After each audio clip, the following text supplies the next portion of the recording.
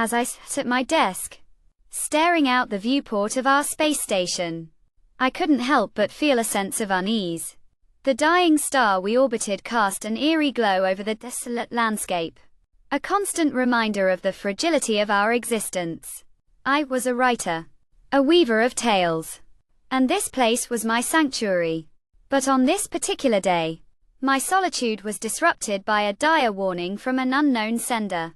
The message was brief, yet chilling. They're watching you, Elian. Don't dig any deeper.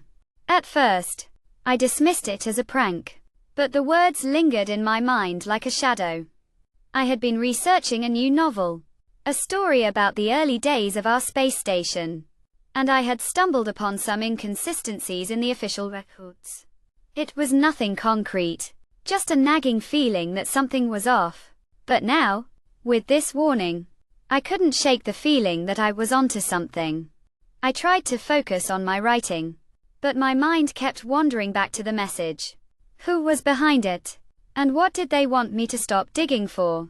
I decided to investigate further, scouring the station's archives for any clues. The more I dug, the more I realized that something was indeed amiss. There were gaps in the records, and the few people I spoke to seemed reluctant to talk about the past. As I delved deeper, I began to notice strange occurrences around the station. Equipment would malfunction, and I would catch glimpses of people lurking in the shadows. I knew I was getting close to something, but I didn't know what. The warning had been clear. They were watching me. I felt like I was living in a thriller novel, and I was the protagonist. One night, I decided to sneak into the station's restricted areas, searching for answers. I navigated through the dimly lit corridors.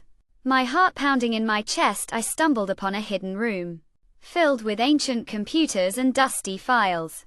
As I began to sift through the documents, I discovered a dark secret. Our space station was not just a refuge for those fleeing the dying star. It was also a hub for illicit activities. The station's administrators were involved in a massive cover-up, and I had unknowingly threatened to expose them. Suddenly, I heard footsteps behind me. I turned to see the station's commander, flanked by two burly guards. Elian, you've been warned, he growled.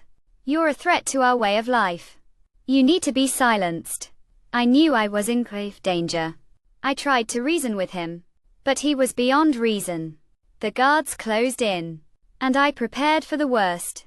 But just as all hope seemed lost, the station's alarm system blared to life. A solar flare was heading straight for us, and we had mere minutes to evacuate. The commander and his guards were caught off guard, and in the chaos, I managed to slip away. I grabbed my research and made a run for the escape pods. As I fled the station, I watched in horror as it was consumed by the solar flare. The dying star had finally claimed its victim. I was left alone, drifting in space, with nothing but my thoughts. I realized that I had lost everything. My home, my research, my sense of security. But in that moment, I also felt a sense of liberation. I was free to start anew, to tell the story that needed to be told. I began to write, the words flowing from my heart like blood from a wound. I wrote about the space station, about the secrets and lies that had destroyed it. I wrote about the people who had lived and died there, and about the honor and duty that had driven them. And as I wrote, I felt a sense of purpose that I had never felt before. I was no longer just a writer. I was a chronicler of the truth. I was a witness to the darkness that lurked in the shadows of human nature, and I was determined to shine a light on it.